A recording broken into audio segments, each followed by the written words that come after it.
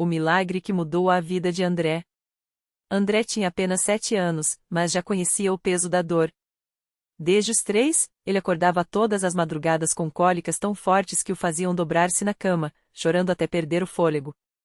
Os médicos chamavam de gases intestinais crônicos, mas nenhum remédio, dieta ou exame conseguia aliviar aquele sofrimento. Sua mãe, Dona Maria, uma mulher simples e trabalhadora, já havia gastado tudo o que tinha em consultas e medicamentos. As noites eram um martírio. André acordava gritando, apertando a barriga, e ela, desesperada, só podia segurar sua mão e rezar baixinho, sem saber mais a quem recorrer. Certa tarde, enquanto voltava do trabalho exausta, Dona Maria ouviu 2 senhoras conversando na parada de ônibus. Uma delas, vestida com um vestido longo e modesto, contava a outra sobre uma reunião onde Deus havia curado sua neta de uma forte alergia. Na congregação cristã, irmão, é só fé e oração. Não tem show, não tem instrumento, só o poder de Deus, disse a senhora com convicção. Dona Maria, que nunca havia pisado numa igreja, sentiu algo mexer dentro dela. Aproximou-se tímida e perguntou: desculpe, a senhora acha que eles poderiam orar pelo meu filho? A irmã, com um sorriso sereno, respondeu: claro, minha filha. Lá, ninguém é estranho. Venha domingo, às 9 horas. Deus ouve os que clamam a Ele. No domingo seguinte, mãe e filho entraram na pequena sala de reunião da congregação cristã no Brasil. André, assustado com o silêncio respeitoso, apertou a mão da mãe. Não havia altares chamativos, nem bandas, nem palmas. Só irmãos e irmãs vestidos com simplicidade, homens de ternos sóbrios e mulheres com vestidos longos, todos sentados em cadeiras de madeira enfileiradas.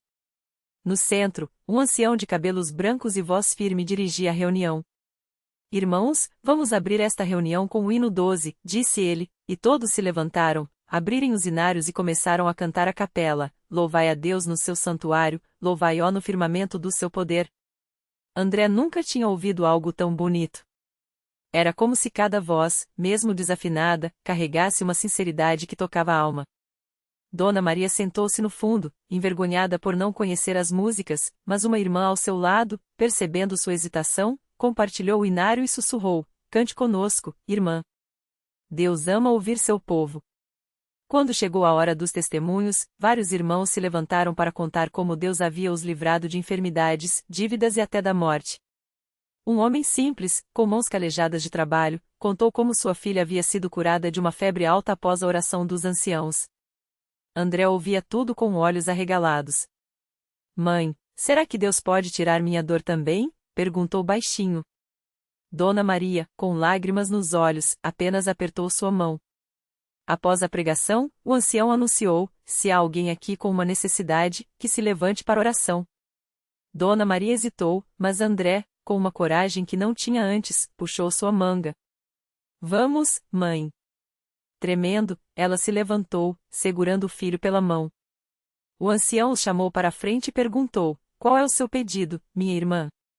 Com voz trêmula, ela contou a história de André, das noites sem dormir, das lágrimas e da desesperança. O ancião então se ajoelhou, seguido por outros irmãos, e começou a orar em voz alta: Senhor Jesus, tu que saraste os enfermos e secaste as lágrimas dos que sofrem, olha para este menino. Livra-o deste mal, em nome de Jesus. As vozes se uniram em um coro de súplicas, e André sentiu algo quente percorrer seu corpo, como se uma mão invisível tocasse sua barriga. Naquela noite, pela primeira vez em anos, André dormiu sem acordar com dor. Dona Maria ficou acordada, esperando o grito de sempre, mas só ouviu a respiração tranquila do filho.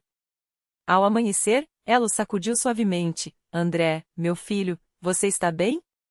Ele espreguiçou-se, sorriu e disse: Mãe, não dói mais. É como se alguém tivesse tirado um peso de dentro de mim.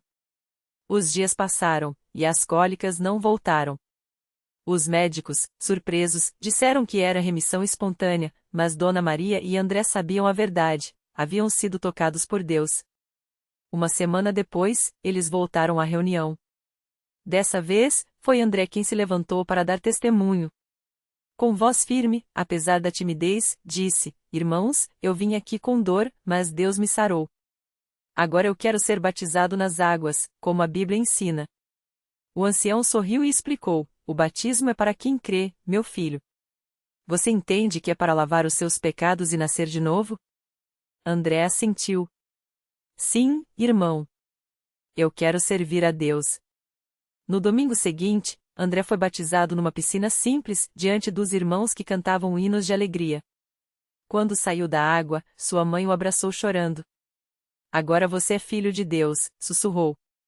Nos meses que se seguiram, André cresceu na fé. Aprendeu a amar os hinos, a participar da Santa Ceia com reverência e a orar com fé. Dona Maria, que antes vivia angustiada, encontrou paz. A igreja não é um lugar de milagres baratos, ela costumava dizer. É um lugar onde a gente aprende a confiar em Deus, mesmo quando não vemos a resposta. Anos depois, André, já um jovem, servia como diácono na mesma congregação. Sempre que via uma mãe desesperada com um filho doente, ele se aproximava e contava sua história. Não desista, irmã. Deus ouve. Ele ouviu a minha mãe, e ele vai ouvir você também. Porque o maior milagre não havia sido apenas a cura física, mas a transformação de uma família que, através da dor, encontrou a fé e, na simplicidade da congregação cristã, aprendeu que Deus não precisa de espetáculos para operar maravilhas. Basta um coração sincero e a oração dos que creem. A vida de André e Dona Maria se tornou um testemunho vivo na igreja. Todo domingo, quando as portas se abriam, lá estavam eles, não mais como suplicantes, mas como servos. Dona Maria, que antes mal conseguia segurar as lágrimas ao orar, agora era uma das primeiras a estender a mão para quem chegava com o peso do desespero. Filha, eu já estive onde você está, dizia ela, com os olhos brilhando de uma paz que só quem já viu o impossível se tornar real pode ter. Deus não esquece de ninguém. Ele só está preparando algo que a gente ainda não consegue enxergar. Um dia, uma mulher chamada Luciana chegou à igreja carregando no colo seu filho, Pedro, de apenas 3 anos. O menino nasceu com uma doença rara que os médicos disseram não ter cura. Eles falam em qualidade de vida, mas o que eu quero é vida plena, chorava ela, enquanto as irmãs a abraçavam. Foi então que André se aproximou. Não com palavras vazias, mas com a autoridade de quem já havia visto Deus agir. Irmã, minha mãe orou por mim quando os médicos disseram que eu não viveria. Hoje eu estou aqui, não por sorte, mas porque Deus é fiel. Vamos orar por Pedro? Naquela noite, a igreja se encheu de uma unção diferente. Não havia gritos, nem corpos se contorcendo no chão, apenas um silêncio sagrado, quebrado apenas pelos soluços de Luciana e pelas vozes firmes dos obreiros intercedendo. Dona Maria, de joelhos ao lado da mãe desesperada, sussurrava: Senhor, tu que saraste meu André, toca neste menino. Não pelo que nós merecemos, mas pela tua misericórdia. Semanas se passaram. Luciana não faltou a nenhum culto, mesmo quando as notícias dos médicos continuavam as mesmas. Até que, numa tarde comum, Pedro, que mal conseguia se sentar sozinho, de repente levantou dos braços da mãe e deu os primeiros passos trôpegos. Os exames que vieram depois deixaram os médicos sem explicação, as lesões que antes comprometiam seus movimentos tinham regressido de forma inexplicável. Isso não tem lógica médica, admitiu um deles. Mas Luciana sorria, porque ela sabia, não era a medicina que havia operado aquele milagre. Quando Pedro completou 5 anos, correu pelo salão da igreja durante o culto infantil, saudável e cheio de vida. Luciana, agora também servindo no departamento de intercessão, contava a todos que a procuravam: Deus não muda. Se ele fez por André, se ele fez por Pedro, ele pode fazer por você. Só não desista no meio do caminho. E assim, a história de Dona Maria e André, que começou com lágrimas e um diagnóstico sem esperança, se multiplicava. Não eram milagres baratos, como ela mesma dizia. Eram provas de que, quando a fé encontra a fidelidade de Deus, até o impossível se curva.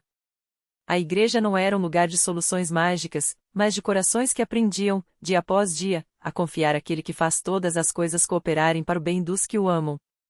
E no meio daqueles bancos simples, entre hinos cantados com voz trêmula e orações ditas com lágrimas nos olhos, o maior milagre continuava acontecendo, vidas sendo transformadas, não apenas no corpo, mas na alma. Porque Deus, em sua bondade, não se contenta em curar doenças, Ele quer curar o coração. E isso, só Ele pode fazer. Dona Maria não imaginava que, poucos meses depois daquele dia, ela estaria de volta à Universal, mas dessa vez não era para pedir por André. Era para agradecer. E não sozinha. Ao seu lado, o filho, que antes mal conseguia se levantar da cama, agora caminhava com firmeza, os olhos brilhando de uma forma que ela não via desde a infância dele. Os médicos, os mesmos que tinham dado o veredito de sem esperança, agora balançavam a cabeça incrédulos diante dos exames. Não há explicação científica, disseram. Mas Dona Maria sorria, porque ela sabia, a explicação estava além da ciência. Estava naquelas noites em que, mesmo quando as forças faltavam, ela se ajoelhava e dizia: Senhor, eu creio. Ajuda a minha descrença.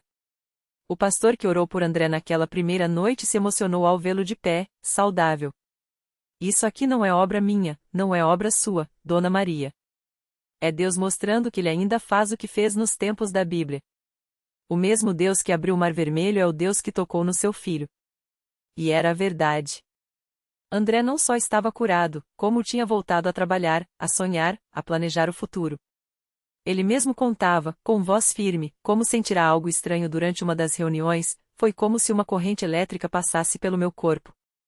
No outro dia, acordei e consegui mexer os dedos.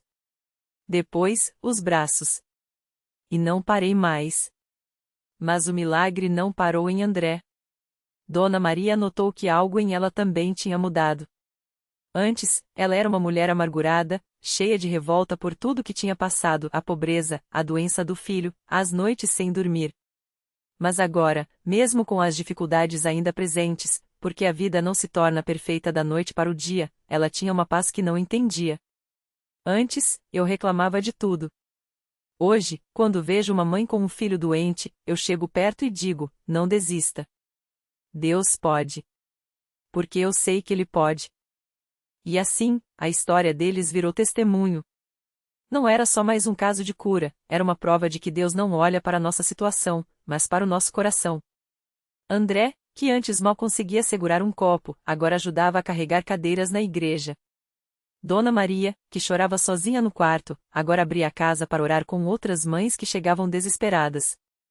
Se Deus fez por mim, Ele faz por você também, dizia ela, com a mesma fé simples que a tinha sustentado nos dias mais escuros.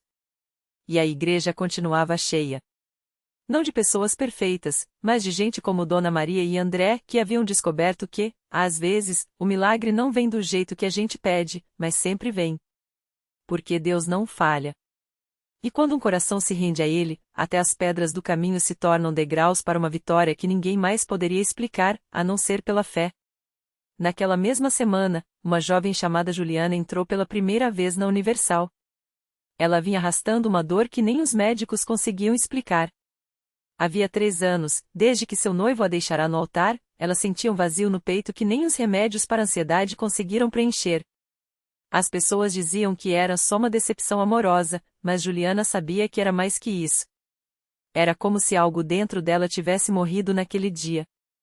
Ela sentou no fundo do templo, com os braços cruzados, desconfiada. Já tentei de tudo, pensava, enquanto olhava ao redor. Viu André arrumando as cadeiras com um sorriso no rosto, viu Dona Maria abraçando uma mulher que chorava.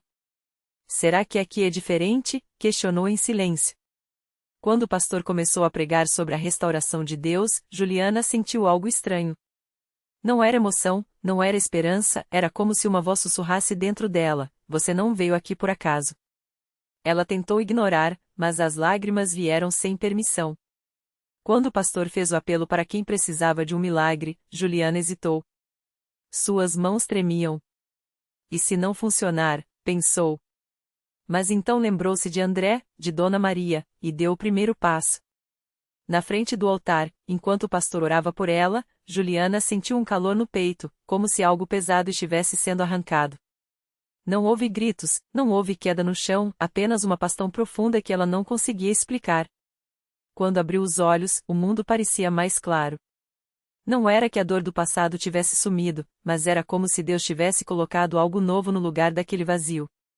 Nos dias seguintes, Juliana voltou. Não porque precisava de mais um milagre, mas porque queria entender o que havia acontecido. Começou a servir no grupo de jovens, ajudando outras moças que, como ela, carregavam feridas do coração. Deus não tira só a dor, ela dizia, Ele dá um propósito no lugar. E assim, a igreja seguia cheia de histórias como a dela. histórias de pessoas que chegaram quebradas e saíram restauradas.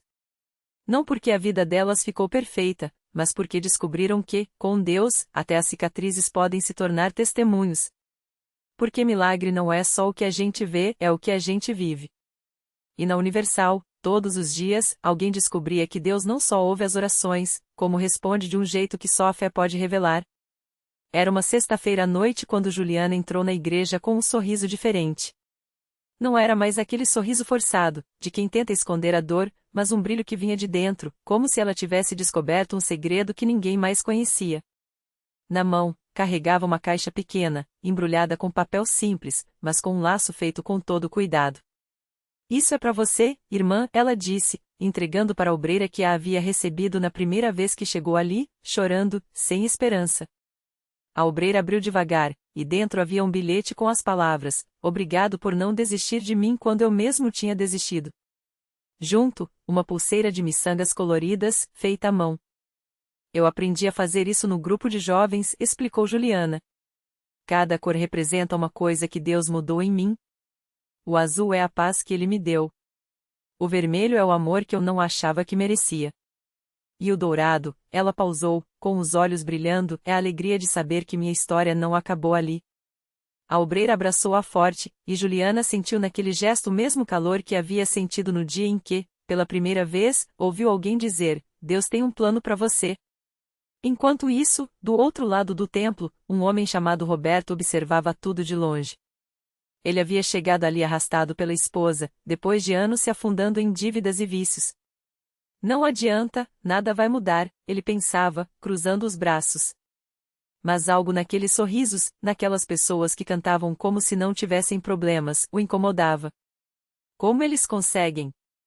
Ele não sabia que, ali, muitas daquelas pessoas já tinham estado no mesmo lugar que ele, no fundo do poço, sem forças para subir.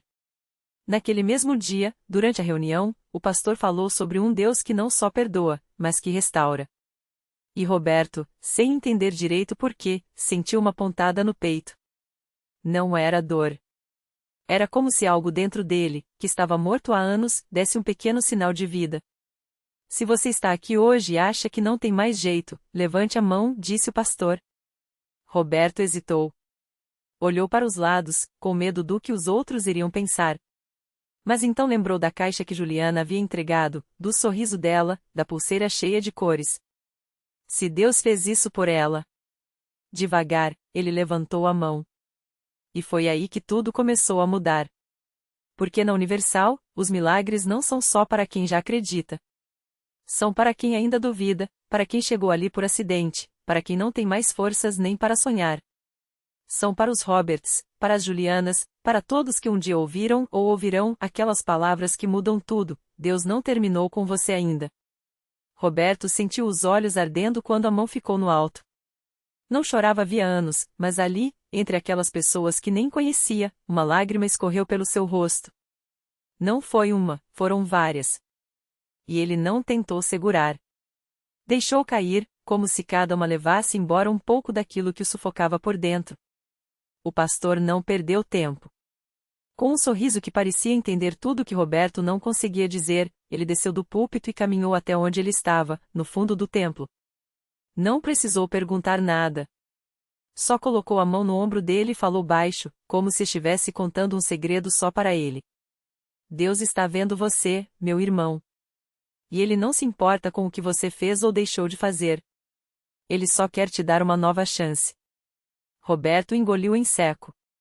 Aquelas palavras doíam e aliviavam ao mesmo tempo. Era como se alguém estivesse arrancando uma casca grossa que cobria seu coração há tanto tempo.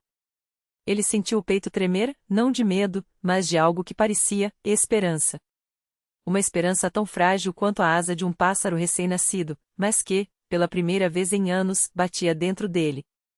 "Você quer receber Jesus hoje?" perguntou o pastor, olhando nos seus olhos. Roberto não sabia o que dizer. Não sabia se merecia. Não sabia se era capaz. Mas então se lembrou da Juliana, daquela menina que, mesmo com tudo contra ela, sorria como se o mundo ainda fosse bom. Se Deus podia fazer aquilo por ela, quem era ele para dizer que não? Eu quero", gaguejou, a voz quebrada. Não houve música alta nem luzes piscando. Não foi como nos filmes. Foi só o pastor orando por ele, com a mão ainda no seu ombro, enquanto Roberto fechava os olhos e sentia algo quente percorrer seu corpo, como se uma corrente de água viva estivesse lavando cada canto escuro da sua alma. Ele não viu anjos, não ouviu vozes do céu. Mas soube, no fundo do seu ser, que algo havia mudado. Que aquela era a primeira página de uma história nova. Quando abriu os olhos, o templo parecia diferente. As pessoas não eram mais estranhas. Os sorrisos não pareciam falsos. Até o ar cheirava diferente, como se a poeira que cobria tudo há anos tivesse sido soprada para longe. E então ele viu Juliana, lá na frente, acenando para ele com a pulseira colorida brilhando no pulso. Ela sorriu e fez um sinal com a mão, como se dissesse: "Eu te falei." Nos dias que seguiram, Roberto não virou outro homem da noite para o dia. As contas ainda estavam lá. Os problemas não tinham sumido. Mas algo dentro dele tinha acordado. Ele começou a ir à igreja não por obrigação, mas porque era lá que sentia paz. Lá, as palavras do pastor faziam sentido. Lá, ele não se sentia sozinho. Uma semana depois, enquanto ajudava a arrumar as cadeiras depois do culto, um homem se aproximou dele. Era o pai de Juliana. "Você é o Roberto, não é?" perguntou, com um aperto de mão firme. "Sou", respondeu, surpreso. "Minha filha não para de falar de você. Diz que você é a prova de que Deus não desiste da gente." O homem sorriu. "Eu só queria te agradecer. Por ter vindo. Por não ter desistido." Roberto sentiu a garganta apertar. Ele é que deveria agradecer. A Juliana, ao pastor, aquela igreja que o recebeu sem julgamentos. Mas principalmente a Deus, que, quando todos tinham virado as costas, estendeu a mão. Meses depois, Roberto estava de pé no mesmo lugar onde um dia tinha entrado arrastando os pés. Desta vez, não era para pedir, mas para testemunhar. Com a voz ainda um pouco trêmula, ele contou como tinha chegado ali quebrado, como tinha duvidado, como tinha quase desistido. E como, no dia em que levantou a mão, algo dentro dele renasceu. "Eu não sei explicar", disse, olhando para a plateia cheia de olhos brilhantes. "Só sei que, se Deus pode mudar a minha vida, Ele pode mudar a de vocês também." E enquanto as pessoas aplaudiam, Roberto viu Juliana, agora sem a pulseira, porque ela tinha dado para outra criança que precisava de esperança, sorrindo para ele como se dissesse: "Isso aqui é só o começo." Porque na Universal, os milagres não são o fim da história. São o começo. O começo de uma vida onde o impossível vira possível, onde as cicatrizes se tornam testemunhos, e onde ninguém, nenhum Roberto, nenhuma Juliana, é esquecido por Deus. Porque Ele não termina com a gente. Ele só está esperando a gente levantar a mão. O milagre que não acabou. Roberto sentiu o peso daqueles olhos, não mais como julgamento, mas como espelhos de sua própria jornada. A plateia não via um ex-viciado, um homem quebrado, via um vivo testemunho de que Deus escreve recomeços com as letras tortas de nossas quedas. E ali, entre lágrimas e sorrisos, ele entendeu: o milagre não era só a cura do corpo, mas a transformação da alma. As mãos que antes tremiam por drogas agora se erguiam em adoração, o coração que batia por doses agora pulsava por propósito. Juliana, sem a pulseira de fios desgastados, aproximou-se depois do culto. Segurava a mão de uma menina de olhos assustados, filha de uma mãe que, como ela outrora, carregava o peso de um diagnóstico sem esperança. "Ela precisa saber que Deus não desiste", sussurrou Juliana, entregando à criança o mesmo símbolo que um dia a salvara. Roberto sorriu. Não era uma pulseira, era uma corrente de fé sendo passada adiante, como o pão multiplicado, como a graça que nunca se esgota.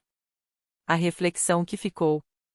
Às vezes, Deus não tira o mar, mas nos ensina a caminhar sobre as ondas. O milagre de Roberto não foi a ausência de lutas, mas a presença de Deus dentro delas.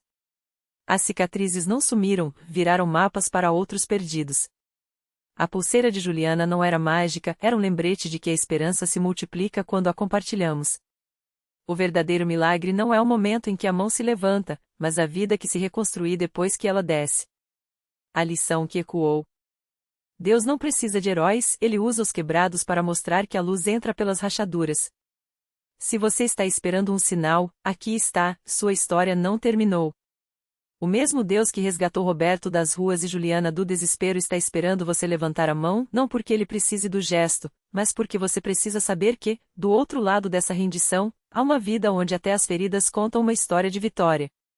E assim, entre aplausos que soavam como amém, Roberto e Juliana entenderam: milagres não são pontos finais. São vírgulas na frase que Deus ainda está escrevendo com você.